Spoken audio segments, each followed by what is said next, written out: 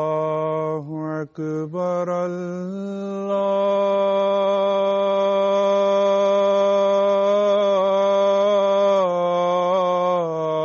الله أكبر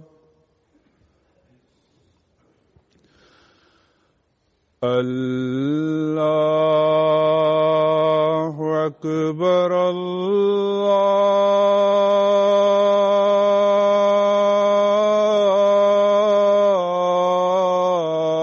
الله أكبر أشهد أن لا إله إلا الله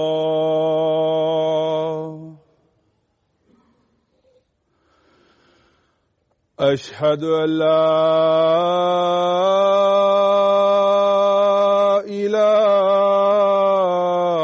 إله إلا الله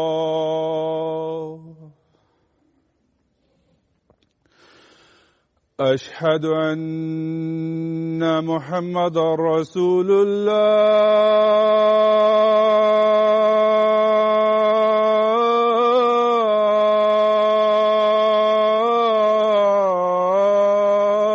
الله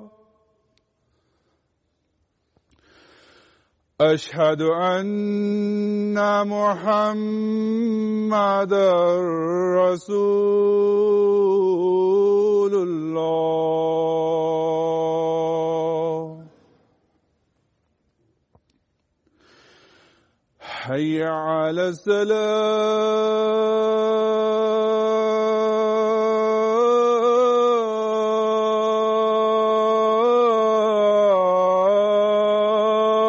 الصلاة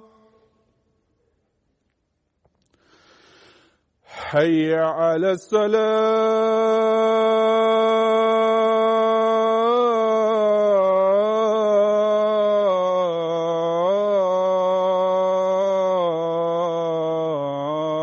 الصلاة حي على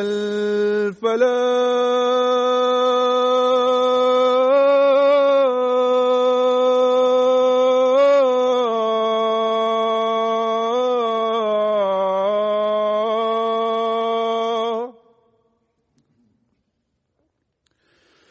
حي على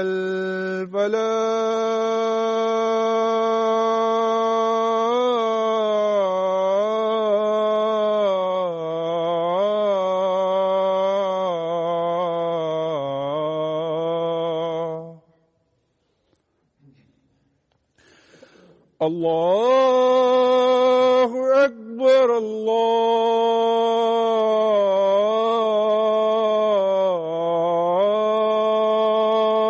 الله أكبر لا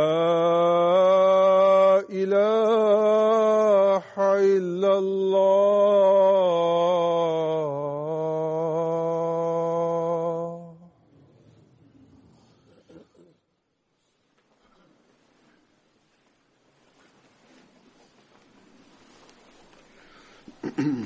السلام عليكم ورحمة الله.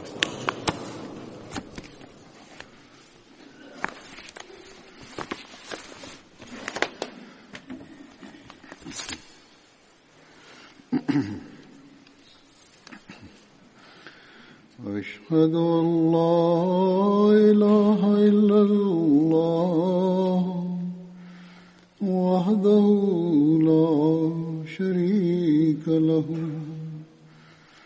وأشهد أن محمدًا عبده ورسوله أما بعد فأعوذ بالله من الشيطان الرجيم بسم الله الرحمن الرحيم الحمد لله رب العالمين الرحمن الرحيم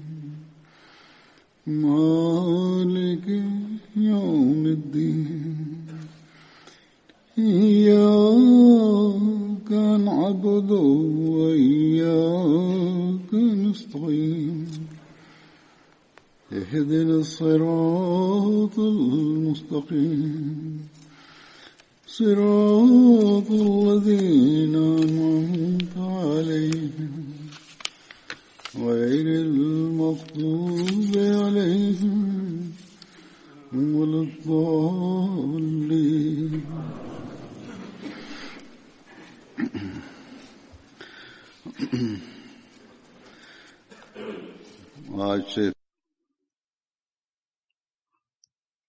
Pour le sermon d'aujourd'hui, j'évoquerai de nouveau les compagnons du saint prophète, paix soit lui, ayant participé à la bataille de Badr. Le premier s'appelle Sinan bin Abi Sinan. Il appartenait au clan Banu Asad et il était l'allié des Banu Abd Shams. Il avait participé à la bataille de Badr, à la bataille d'Uhud du Fossé. Il était aussi présent à Hudaybiyah et il était présent dans toutes les batailles menées par le saint prophète Muhammad sallallahu alayhi wa sallam.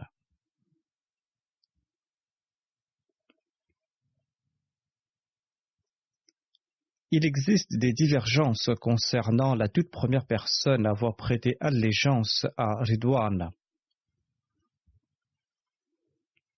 Selon certains, il s'agissait d'Abdullah bin Umar. D'autres pensent que c'est Salman bin al-Aqwa.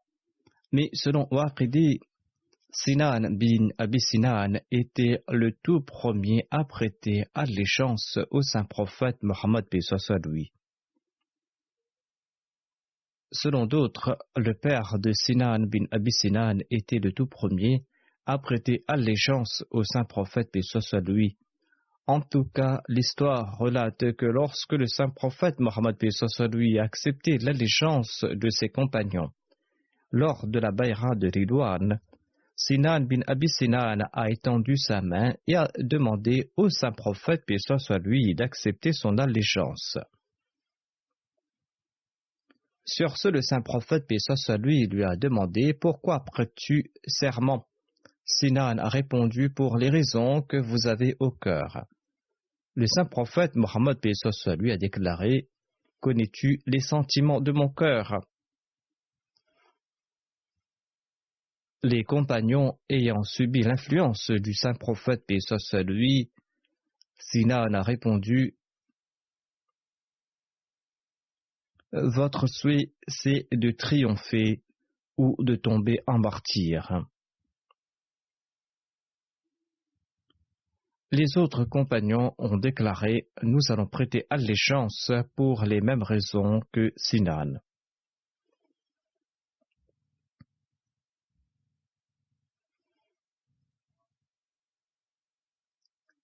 Sinan bin Abi Sinan faisait partie des grands compagnons du saint prophète Mohammed paix soit lui.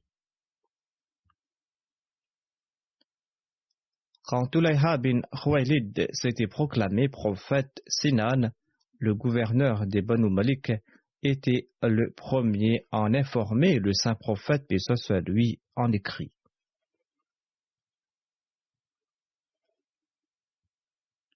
Le deuxième compagnon d'aujourd'hui s'appelle Mahja.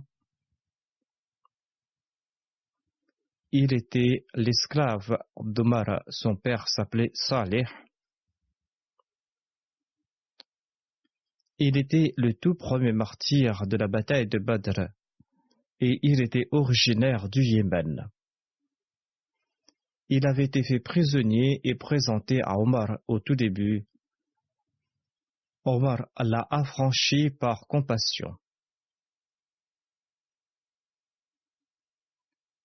Mahja était aussi parmi les tout premiers émigrants. Il avait participé à la bataille de Badr, où il fut le tout premier martyr de l'armée musulmane.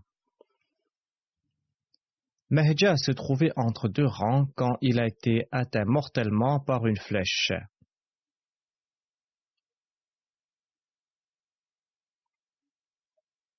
Amir bin Hazrami l'avait tué.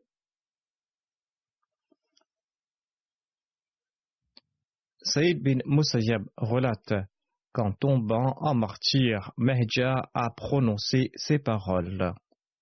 Je suis Mehja et je retourne vers mon Seigneur.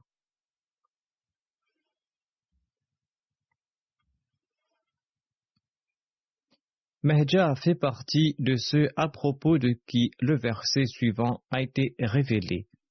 Wala tatrudil ladhina yad'una rabbahum bil ghadawati wal 'ashiyyi yuriduna wajha.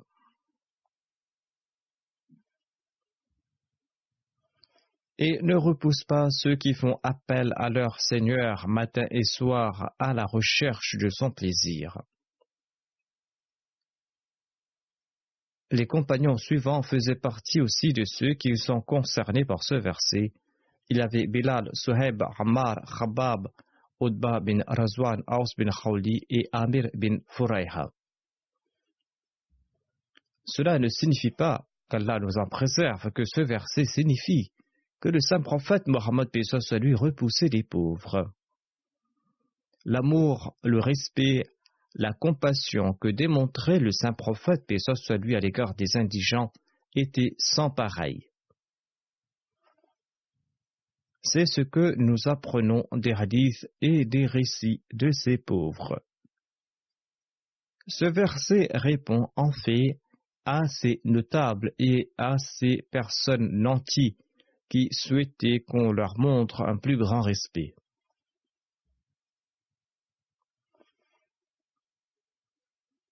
Sur ce, Allah a déclaré, et j'ai dit au prophète que les indigents qui se consacrent au dhikr, au souvenir d'Allah et à l'adoration d'Allah, ces indigents-là ont plus d'importance aux yeux d'Allah que vos richesses et que vos honneurs familiaux.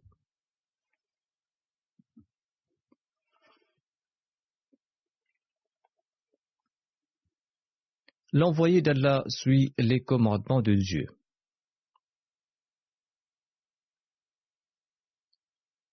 Ce verset est la réponse à ces nantis qui se croyaient supérieurs.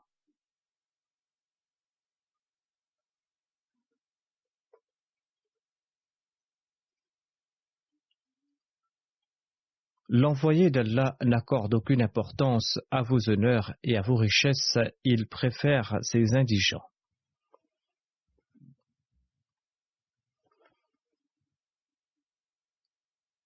Amir bin Mukhalad est un autre compagnon. Sa mère se nommait Ammara bint Khansa. Il était du clan Banu Malik bin Najjar de la tribu Khizraj. Il avait participé à la bataille de Badr et d'Uhud et il est tombé à martyr lors de la bataille d'Uhud.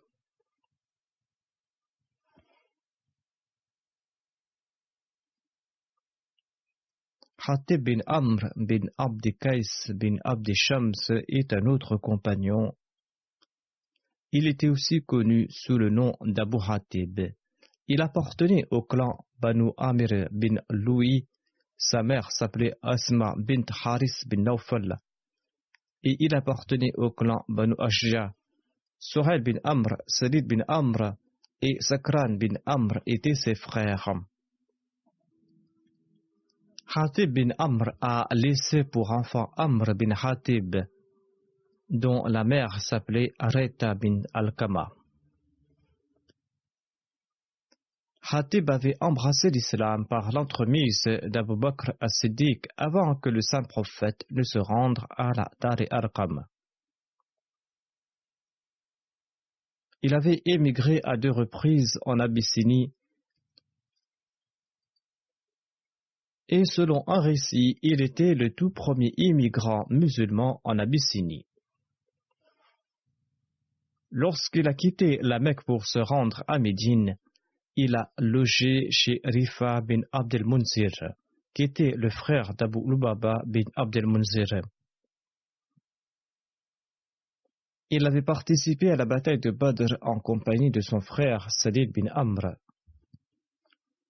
Et il avait aussi participé à la bataille d'Uhud. Salid bin Amr avait conclu le mariage entre le saint prophète Mohammed lui et Sauda bint Zama. Selon d'autres, Abu Hatib était celui qui avait négocié ce mariage et la dot a été fixée à 400 dirhams.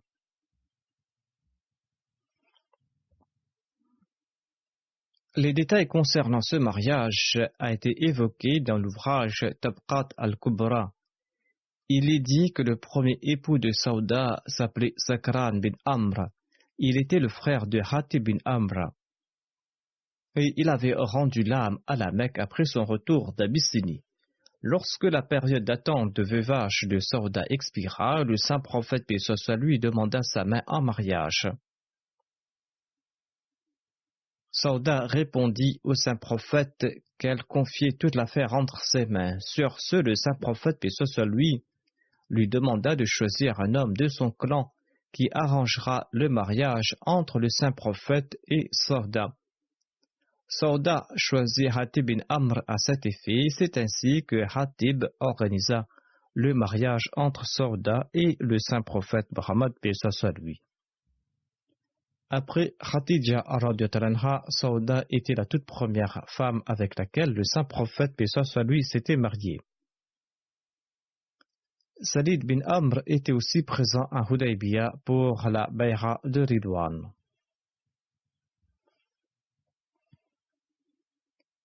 Abu Huzayba bin Aus était un autre compagnon. Sa mère s'appelait Amra bint Mas'ud. Il était le frère de Mas'ud bin Aus, qui avait aussi participé à la bataille de Badr. Il avait participé à la bataille de Badr, d'Uhud, du Fossé et à toutes les batailles menées par le saint prophète Mohammed paix soit lui. Et il est décédé au cours du califat d'Othman.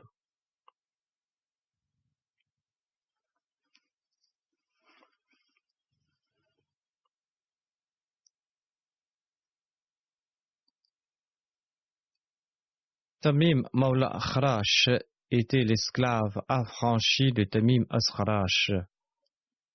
Le saint prophète Mohammed paix soit sur lui avait établi un lien de fraternité entre lui et l'esclave affranchi de Khabbab bin Utba bin Ridwan.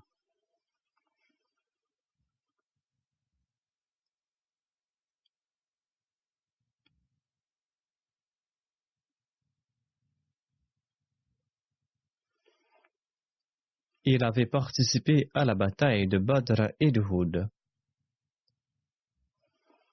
Mundhir bin Qudama appartenait à la tribu Banu Ghanam. Mundhir bin Qudama avait aussi participé à la bataille de Badr et d'Uhud. Selon Alama Waqidi, Mundhir était responsable des prisonniers de la tribu Banu Qaynuqa. Harith bin Hatib est un autre compagnon de Badr. Il avait pour nom d'emprunt Abu Abdullah. Sa mère s'appelait Amama bint Samit et il appartenait à la tribu Aus des Ansar. Il était le frère de Thalba bint Hatib. Harith bin Hatib et Abu Lubaba bin Abdul Munzir avaient accompagné le saint prophète paix soit lui pour la bataille de Badr. Arrivé au lieu dit Rawaha, le saint prophète renvoya Abu Lubaba bin Abdul Munzir à Médine pour servir de gouverneur et Harith bin Hatib comme émir de la tribu Banu Amr bin Auf. Mais ces deux compagnons sont comptés parmi les combattants de Badr et ils ont eu leur part du butin. Harith bin Hatib avait participé en compagnie du saint prophète paix soit lui à la bataille de Badr, à la bataille d'Uhud, du Fossé, à la bay'a de Ridwan.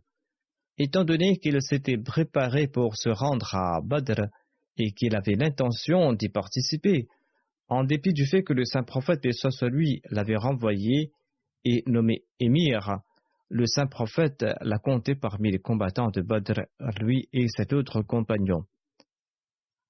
Harith bin Hatib fut tué par une flèche lancée par un juif du haut de la forteresse lors de la bataille de Khaybar. Thalba bin Zayd est un autre compagnon. Il appartenait à la tribu Banu Khazraj des Ansar. Il avait participé à la bataille de Badr et il était le père de Thabit bin al-Jiz. Thalba bin Zayd avait pour nom d'emprunt al-Jiz en raison de son opiniâtreté et en raison de sa détermination. Jiza signifie un tronc d'arbre solide. Jiza signifie aussi le pilier principal ou la poutre maîtresse d'un toit. En tout cas, il était ferme, il était déterminé, c'est pour cette raison qu'il portait le titre d'Al-Jiz. Il n'y a aucun autre récit concernant Thalba bin Zayd.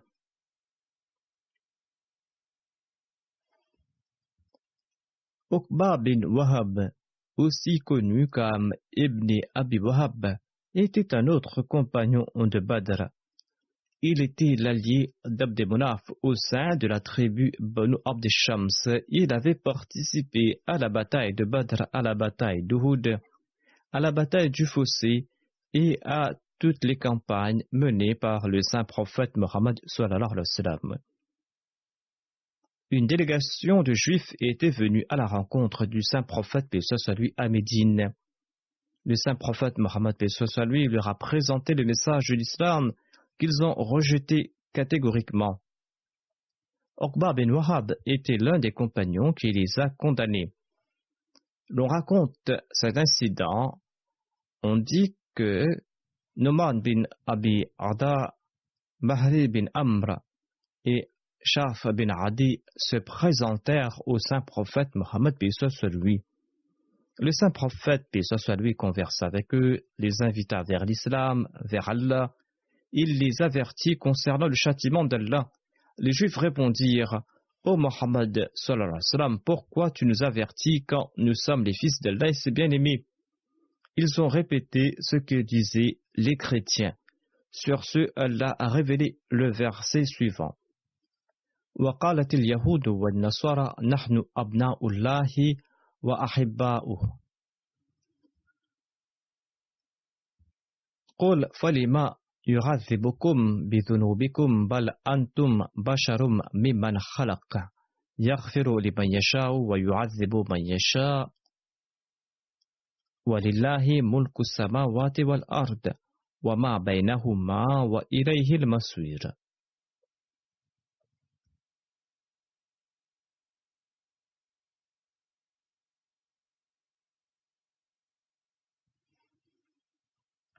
Les Juifs et les chrétiens disent: nous sommes les fils d'Allah et ses bien-aimés. Dis, pourquoi donc vous fait-il expier vos péchés? Mais non, vous n'êtes que des êtres humains d'entre ceux qu'il a créés. Il pardonne à qui il veut et il punit qui il veut.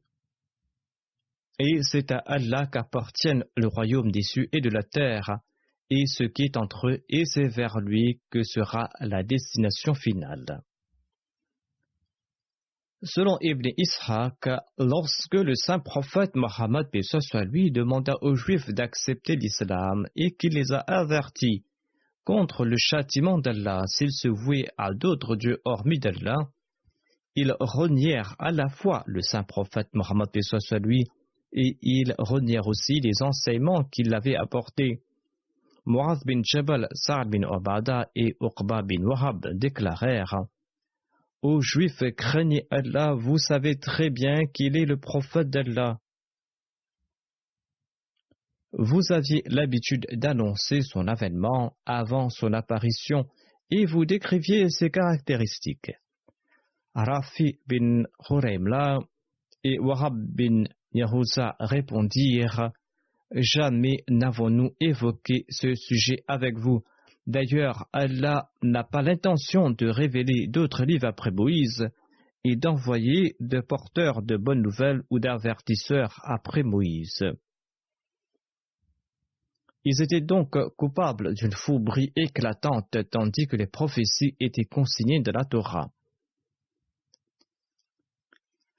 Certains ulémas musulmans d'aujourd'hui qui rejettent le Messie premier l'Islam agissent de la même sorte. Ils affirment que personne ne viendra, tandis qu'ils prédisaient l'avènement du Messie premier l'Islam dans le passé.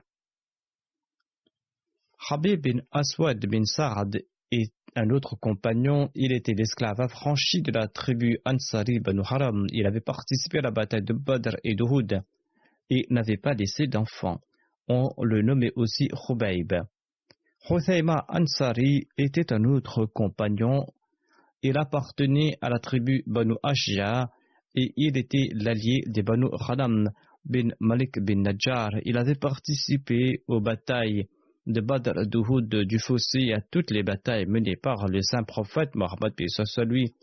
Il est décédé à l'époque de Muawiyah bin Abi Sufyan.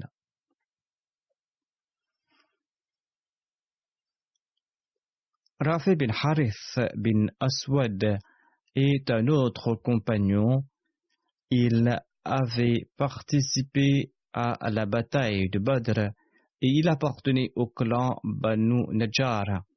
Il avait participé aussi à la bataille d'Uhud, du Fossé et à toutes les batailles menées par le saint prophète Mohammed paix soit lui. Il est décédé à l'époque du calife Othman.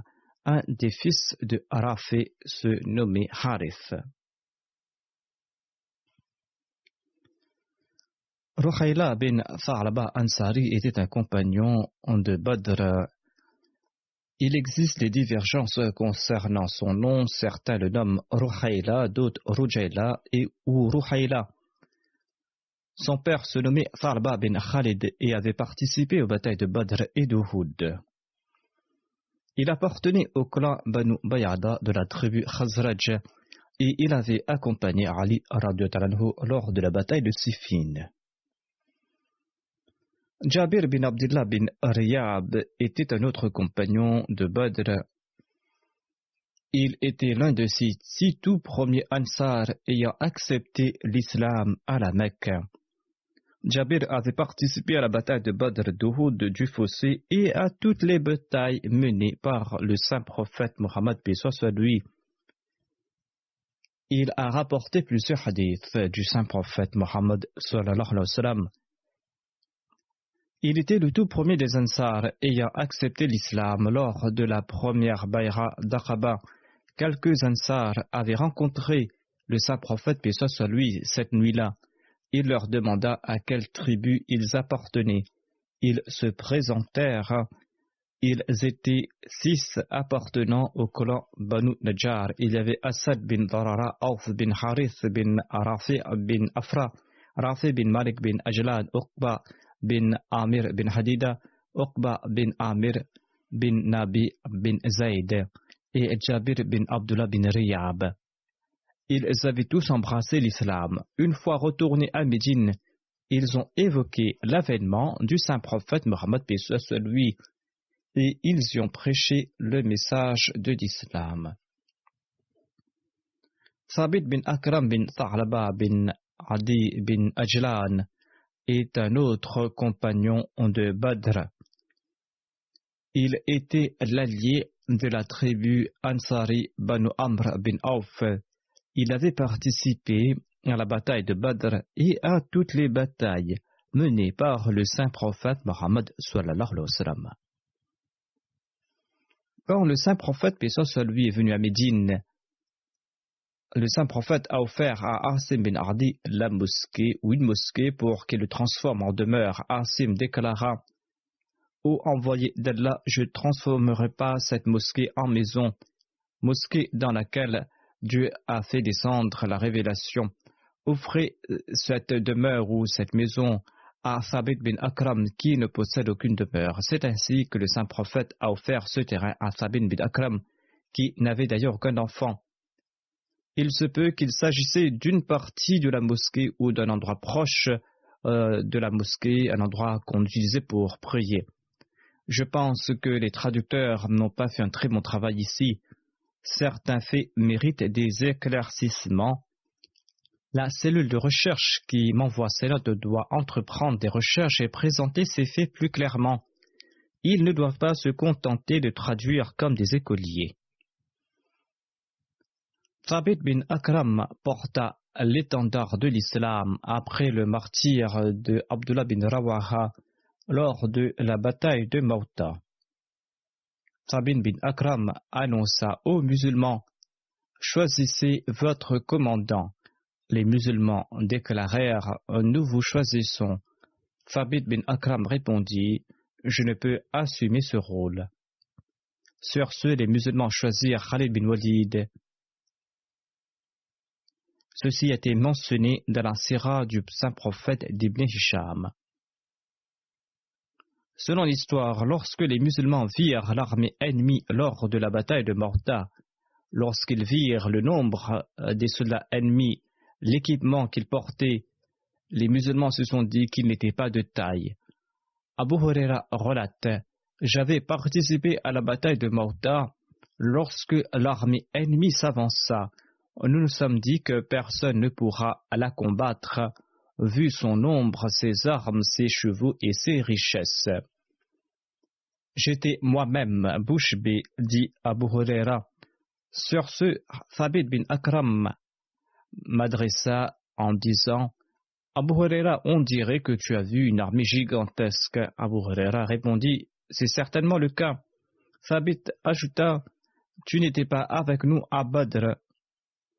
Nous n'avions pas remporté la victoire en raison de notre nombre, mais par la grâce d'Allah, et il en sera ainsi dans le cas présent. » Thabit bin Akram accompagna Khalid bin Walid lors du califat d'Abu Bakr afin de combattre les rebelles. Si Khalid entendait l'appel à la prière, il ne lançait pas d'assaut. S'il n'entendait pas l'adhan, il lançait l'attaque. Quand il se rapprocha de la tribu concernée dans la région de Budaha, il envoya Ukasha bin Mihsan et Thabit bin Akram en éclaireur pour l'informer à propos de l'ennemi. Ils étaient tous deux à cheval. Le cheval d'Ukasha se nommait Azram et le cheval de Thabit se nommait Al-Mahbir. Tulayha et son frère Salma les confrontèrent. Ils étaient des éclaireurs ennemis envoyés avant leur armée. Tulayha combattit Ukasha et Salma se lança contre Thabit. Et les deux frères tuèrent les deux compagnons.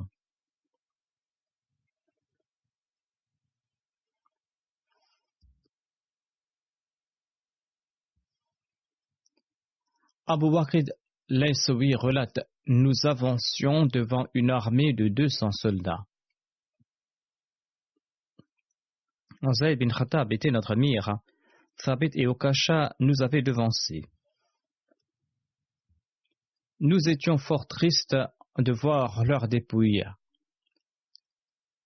Ils sont venus après leur martyr. Khalid et les autres musulmans étaient derrière nous.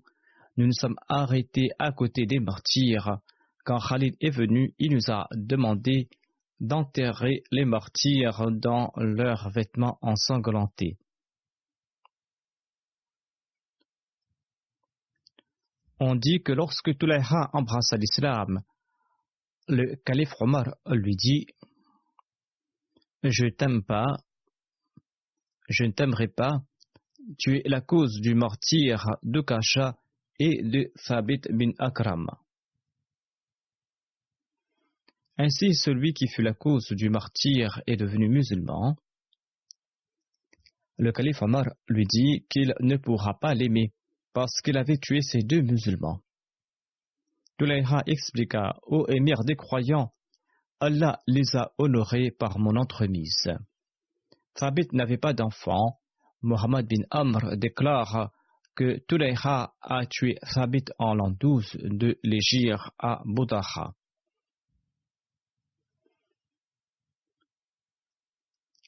Salman bin Salama était lui aussi un compagnon de Badr. Il appartenait à la famille Banu Ashira de la tribu Aus. Il était un des premiers à accepter le saint prophète Mohammed à lui à Médine. lorsque la nouvelle de son avènement y fut annoncée. Salman bin Salama était présent lors de la première et de la deuxième Bay'at d'Aqaba et il avait participé à toutes les batailles menées par le saint prophète Mohammed lui, de Badr jusqu'au dernier. Le calife Omar l'avait choisi comme gouverneur de Yamama. Omar bin Qatada relate que le saint prophète lui avait établi un lien de fraternité entre Salman bin Salama et Abu Sabra bin Raham Misro ibn Ishaq. Ce lien était établi entre Salman et Zubair bin al-Awwam. Salman bin Salama raconte un incident de son enfance. Il déclare: tout enfant, j'étais un jour assis en compagnie des membres de ma famille, quand un érudit juif est passé par là. Il a évoqué le jour de la résurrection, le règlement des comptes, la balance, le paradis et l'enfer. Il a ajouté que les polythéistes et les idolâtres iront en enfer. La famille de Salman bin Salama a ignoré tout de la résurrection, étant donné qu'ils étaient des idolâtres. Ils demandèrent à l'érudit juif: serons-nous réellement ramenés à la vie après notre mort? Et devrons-nous rendre compte de nos actes? Le juif répondit à l'affirmatif. Ils lui demandèrent ainsi, sur quoi le juif montra l'étendue entre la Mecque et le Yémen et déclara: un prophète apparaîtra ici. Les autres lui demandèrent: quand viendra-t-il? Le juif indiqua dans la direction de Salman bin Salama, qui était encore tout petit, et dit: si cet enfant atteint l'âge adulte, il verra certainement ce prophète. Salman bin Salama commente: quelques années après cet incident, nous avons eu connaissance de l'avènement du saint prophète Mohammed sur lui. Nous tous avons cru en lui, nous tous qui étaient idolâtres ou adorateurs du feu. Nous avons cru en lui et le savant juif était toujours vivant, mais il n'avait pas cru dans le saint prophète lui en raison de sa jalousie. Nous lui avons rappelé qu'il prédisait l'avènement du saint prophète Mohammed lui, mais qu'il ne l'avait pas accepté. Sur ce, il répondit qu'il n'était pas le prophète qu'il prédisait, et c'est ainsi qu'il mourut mécréant.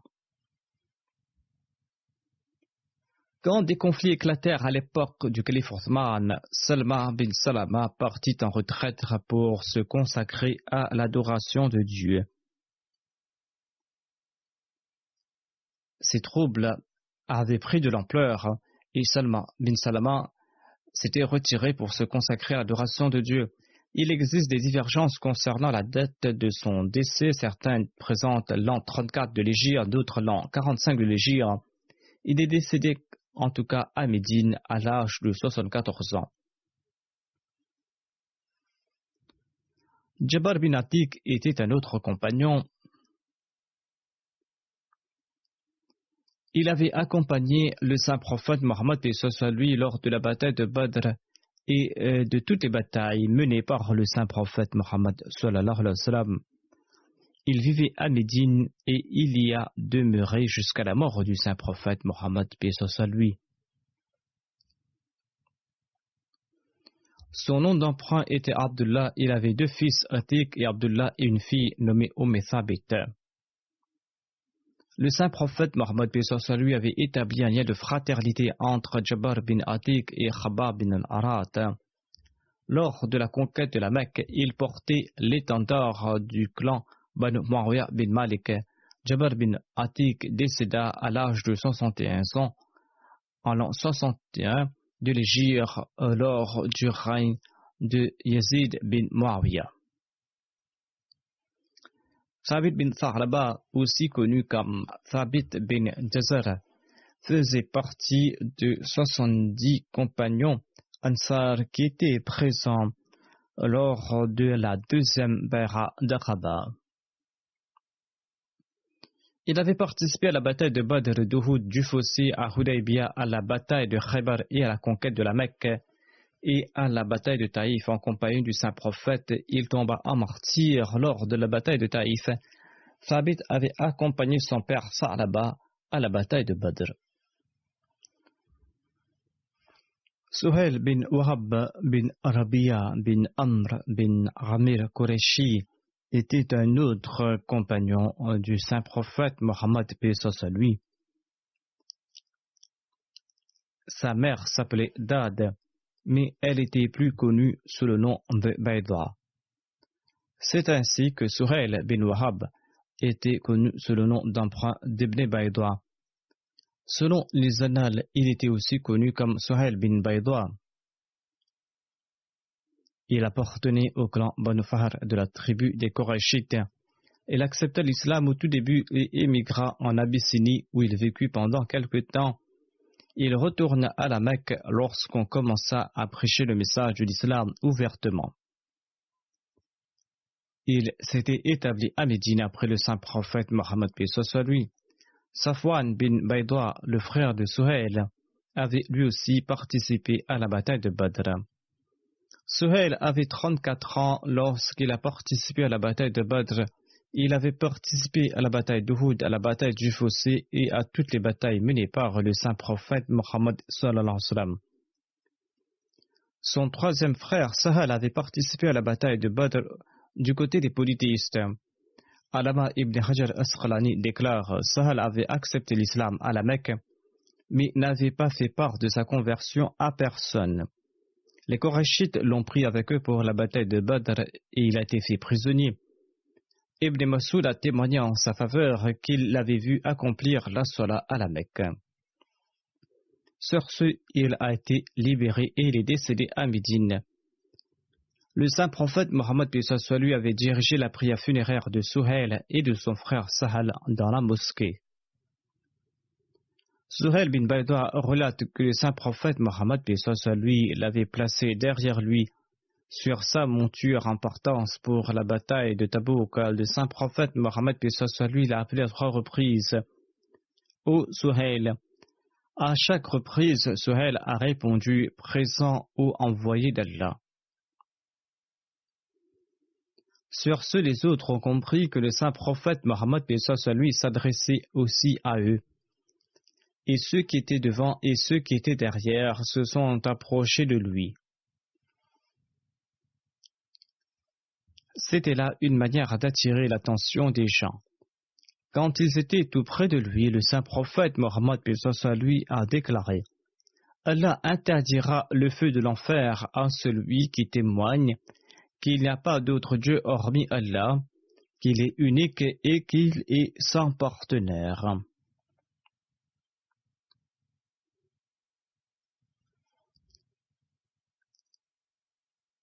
Cette définition du musulman est consignée dans les annales de l'histoire qui est lue par les musulmans contemporains. Or, leurs actions et leurs fatwas contredisent ces faits.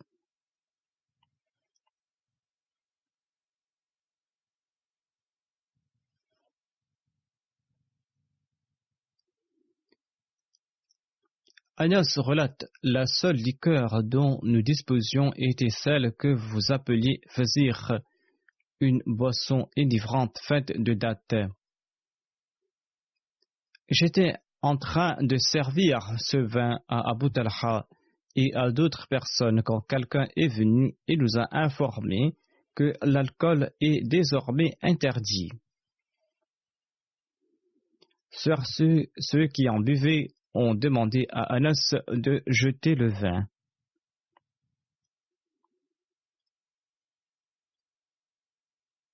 Ainsi donc, lorsqu'ils ont reçu cet ordre, ils ont obéi sur le champ et ils ont oublié entièrement le vin.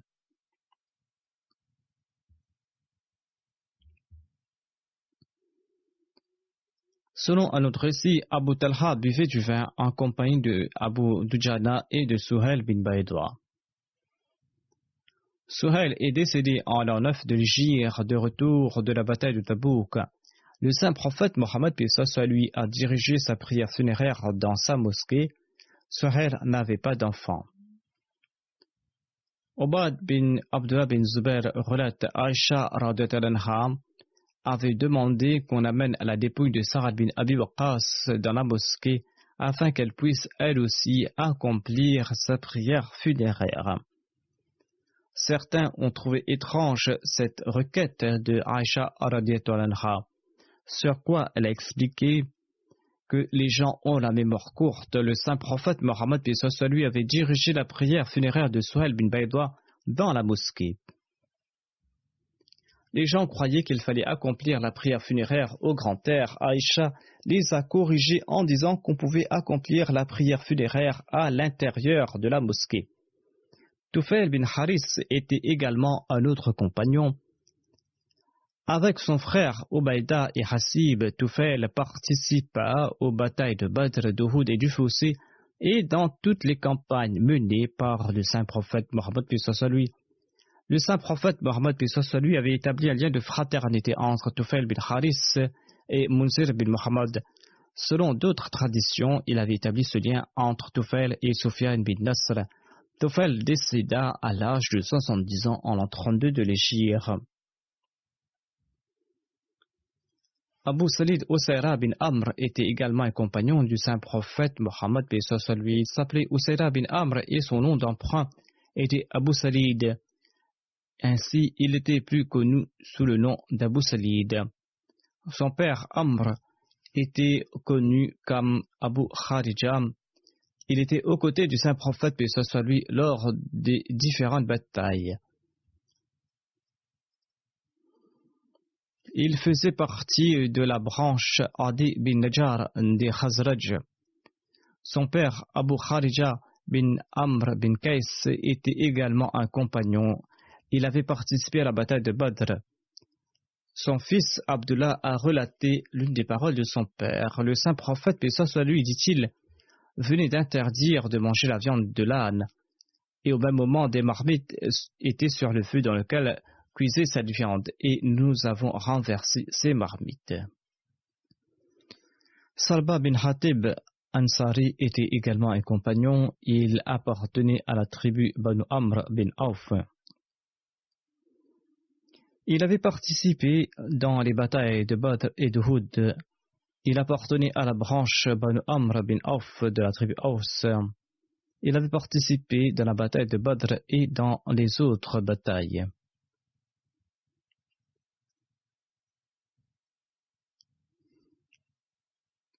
Umama Bahali relate, Salba bin Hatib Ansari se présenta au saint prophète, paix soit lui, et lui fit la requête suivante.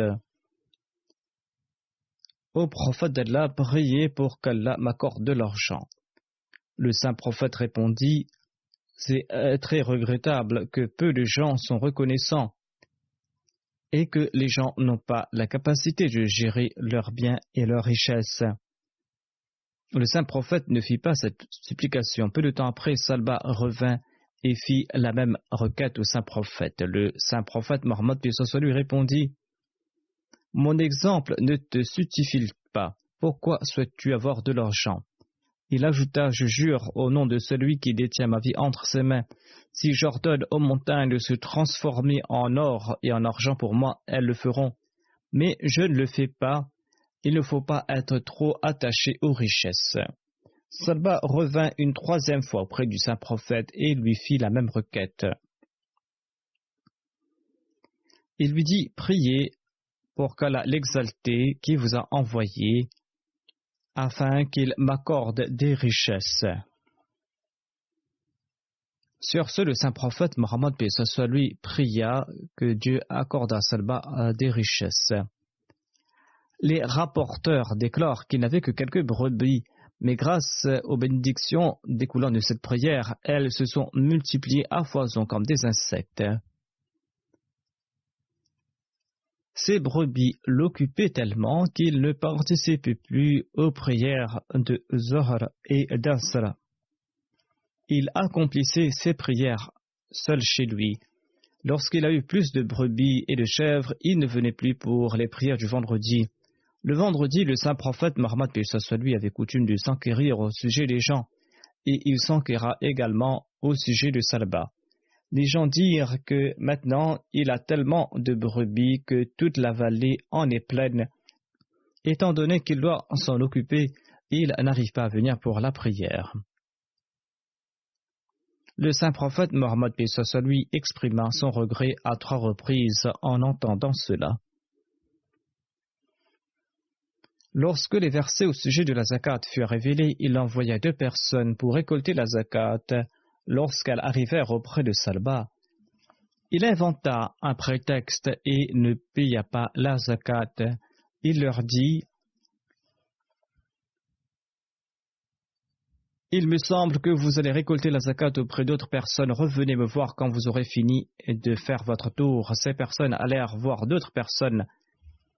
L'une d'entre elles offrit le meilleur de ses chameaux. Les collecteurs de la zakat dirent que nous n'avons pas demandé le meilleur de vos chameaux, mais l'autre répondit que cela me fait plaisir de l'offrir. En tout cas, c'est un très long récit.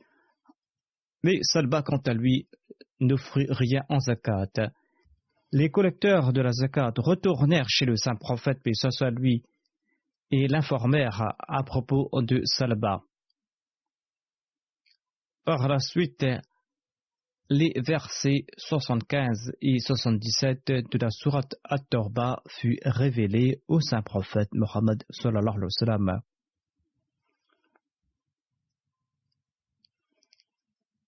Ces versets se lisent ainsi: wa minhum man ahada Allahu la in ata'na min fadlihi. C'était les versets 75 et 77 de la sourate At-Tawbah. Un proche de Salba était assis auprès du saint prophète Mohammed paix soit lui. En entendant cela, il partit chez Salba et lui dit: c'est très regrettable que tel ou tel verset ont été révélés à ton sujet. Salba partit auprès du saint prophète et demanda que sa zakat soit acceptée. Le saint prophète répondit: Allah l'exalté m'a interdit de récolter la zakat de ta part. Ainsi donc, Salba repartit abattu. À l'époque d'Abu Bakr, il essaya d'offrir de nouveau la zakat, mais le calife Abu Bakr refusa. Il tenta aussi à l'époque d'Omar, mais Omar aussi refusa sa zakat en disant: comment puis-je accepter ce que le saint prophète Mohammed paix soit lui t'a refusé?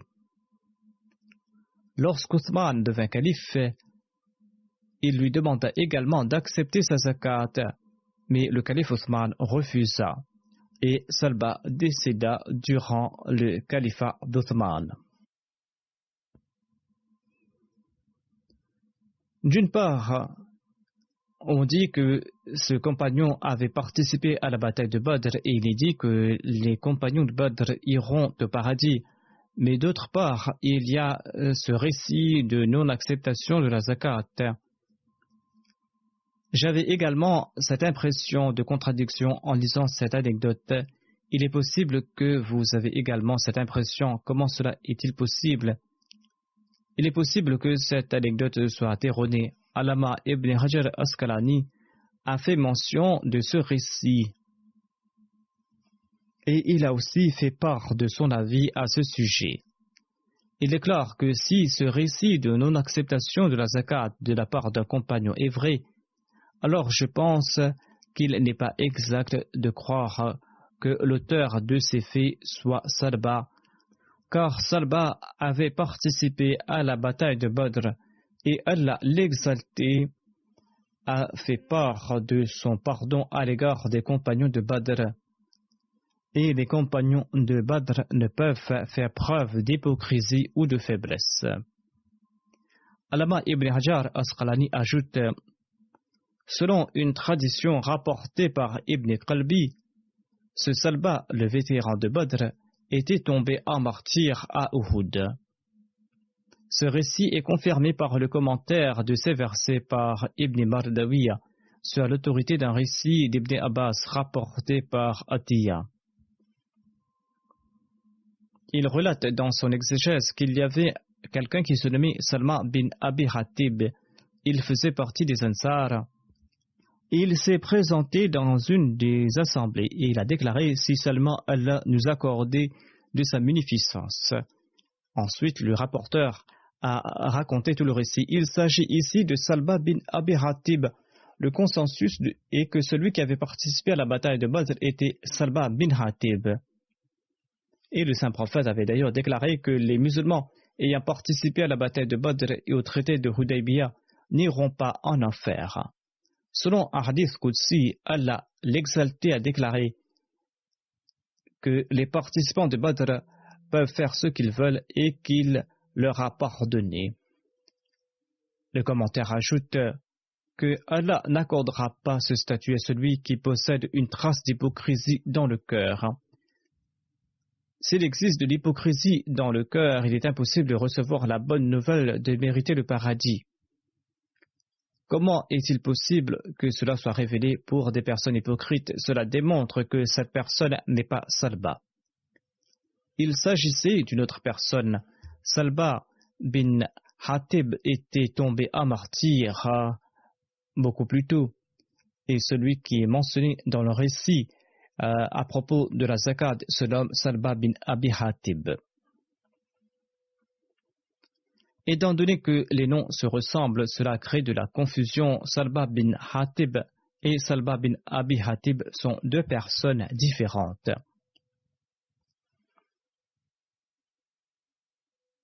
Ainsi, on ne peut pas avoir pareil malentendu concernant un compagnon qui a participé à la bataille de Badr.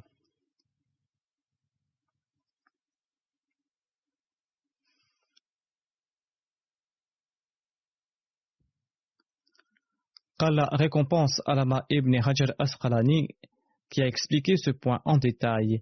Il a aussi présenté ses références historiques et il a lavé ce compagnon de Badr de l'accusation qui était portée contre lui. Saad bin Osman bin Khaldan Ansari était un autre compagnon. Selon certains, il s'appelait Saïd bin Osman. Il participa à la bataille de Badr. Il fait partie de ces personnes qui avaient battu en retraite lors de la bataille d'Uhud.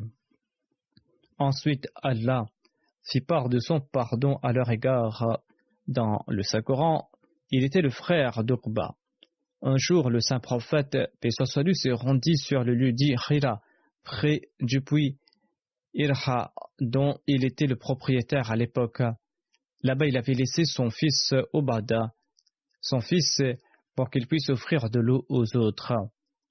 Le fils cadet de Saad, Obada, n'avait pas reconnu le saint prophète Mohammed paix soit sur lui. Par la suite, lorsque Saad revint, Obada lui décrivit la personne qui était venue. Saad lui dit: il s'agissait du saint prophète Mohammed paix soit sur lui. Tu ne l'as pas reconnu, pars tout de suite et rattrape-le afin de te présenter. Ainsi son fils rejoignit le saint prophète qui passa sa main sur sa tête et il fit des supplications pour lui. Saad bin Osman est décédé à l'âge de 80 ans. Amir bin Umayya était le père de Hashim bin Amir. Il avait participé à la bataille de Badr. Il tomba en martyr à Uhud. Il faisait partie de la tribu Banu Adi bin Najjar. Hasham bin Amir rapporte qu'une question fut posée au saint prophète au sujet de l'enterrement des martyrs tombés lors de la bataille d'Uhud. Le saint prophète dit: creusez de grandes tombes, enterrez 2 ou 3 martyrs par tombe, mettez en premier celui qui avait une plus grande connaissance du Saint-Coran. Hasham bin Amir relate: le corps de mon père Amir bin Umayya fut descendu dans la tombe avant ceux des 2 autres martyrs. Le fils d'Amir, Hasham, partit voir Aïcha et celle-ci déclara: c'était une très bonne personne, mais il n'eut pas de progéniture. Amr bin Abi Sarra était un autre compagnon. Selon Waqidi, il s'appelait Mamour bin Abi Sarra. Il faisait partie de la tribu Banu Haris bin Farah. Son nom d'emprunt était Abu Saïd. Il décéda en l'an 30 de l'Hégire sous le règne du califat d'Uthman. Son frère Wahab bin Abi Sarra faisait partie des émigrants d'Abyssinie. Les 2 frères avaient participé à la bataille de Badr. Ils participèrent à la bataille d'Uhud, du Fossé et lors de diverses campagnes à côté du saint prophète paix soit sur lui. Ils n'ont pas eu d'enfants. Lors de l'hégire de la Mecque vers Médine, il résida chez Kalthoum bin Hadam. Isma bin Hussein était également un compagnon de Badr. Il faisait partie de la tribu Banu Auf bin Khazraj. Son frère Khubayl bin Wabra et lui sont connus par le nom de leur grand-père Wabra. Il avait participé, lui et son frère, à la bataille de Badr. Certains disent qu'il n'avait pas participé à la bataille de Badr, mais selon d'autres, il y avait participé. Khalifa bin Adi était un autre compagnon. Il y a des divergences concernant son nom. Certains disent qu'il s'appelle Khalifa bin Adi, d'autres disent qu'il s'appelle Khalifa bin Adi. Il avait participé à la bataille de Badr et d'Uhud. Il s'appelle Khalifa bin Adi bin Amr bin Malik bin Ali bin Biyada. Il faisait partie de ses compagnons qui avaient pris part à la bataille de Badr. Il avait accepté l'islam et il a participé à la bataille de Badr et il fait partie de ses vétérans. Par la suite, il a participé à la bataille d'Uhud. Après la bataille d'Uhud, son nom a disparu des annales de l'histoire. On n'a plus d'informations sur son sujet. Et son nom a fait surface de nouveau lors du règne de Adi. On n'a pas eu d'informations pendant longtemps à son propos. Et par la suite, il a participé à toutes les batailles lors du règne du calife Ali. Et on ne trouve aucune information au sujet de son décès. Mu'adh bin Maris tomba à martyr lors de l'incident Bir Marouna. On dit que son père s'appelait aussi Maris. Il appartenait au clan Zarqi, un de la tribu Khazraj. Selon certaines traditions, il avait participé aux batailles de Badr et d'Uhud. Il tomba à martyr à Bir Marouna. Selon une tradition, il a été blessé lors de la bataille de Badr et il est décédé en raison de cette blessure. Son frère Arif bin Maris avait également participé à la bataille de Badr. Après le pacte de Hudaybiyah, Uayna bin Hassan lança une attaque contre les Chamels qui faisaient partie du cortège du saint prophète Mohammed Pesos à lui. C'était lors de la bataille contre la tribu Rusfan. Il tua celui qui était responsable des Chamels. Il enleva sa femme. Lorsque le saint prophète eut vent de cet incident, il envoya 8 cavaliers pour poursuivre l'ennemi, parmi lesquels se trouvait Mu'adh bin Maïs. Selon un récit, Abu Ayyash faisait partie de ces 8 cavaliers. Avant de l'envoyer, le saint prophète, paix soit lui, demanda à Ayyash d'offrir son cheval à un meilleur cavalier que lui. Abu Ayyash répondit au saint prophète: Ô messager d'Allah, je suis le meilleur des cavaliers. De parmi ces 8, il ajoute: J'avais fait que quelques mètres lorsque mon cheval me fit tomber. J'étais fort inquiet parce que le saint prophète m'avait demandé d'offrir mon cheval à quelqu'un d'autre, alors que je disais être le meilleur de ses cavaliers.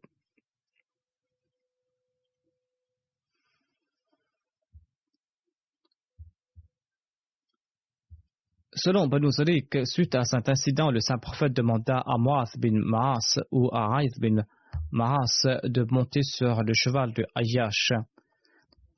Saïd bin Zayd al-Ash'ari faisait partie de la tribu Abd Ash'ar. Il participa à la bataille de Badr.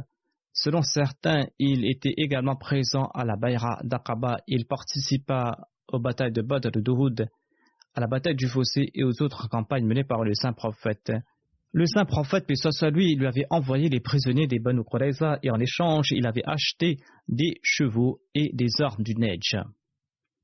On rapporte que Sa'd bin Zayd avait offert une épée du Najran au saint prophète. Le saint prophète a remis cette épée à Mohammed bin Maslama et il lui a dit: accomplis le djihad avec cette épée, mais si jamais il y a des dissensions, alors frappe un rocher de cette épée et rentre chez toi.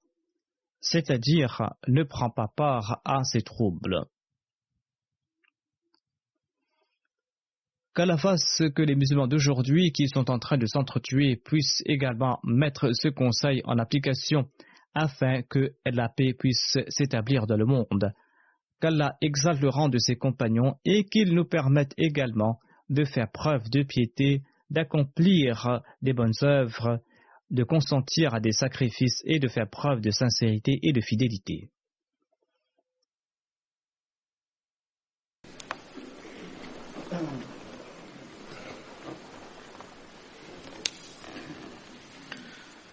Alhamdulillah, الحمد لله نحمده ونستعينه ونستغفره ونؤمن به ونتوكل عليه ونعوذ بالله من شرور أنفسنا ومن سيئات أعمالنا من يهده الله فلا مضل له ومن يضلل فلا هادي له ونشهد أن لا إله إلا الله ونشهد أن محمدا عبده ورسوله عباد الله رحمكم الله إن الله يأمر بالعدل والإحسان وإيتاء ذي القربى وينهى عن الفحشاء والمنكر والبغي يعظكم لعلكم تذكرون اذكروا الله يذكركم وادعوه يستجب لكم ولذكر الله أكبر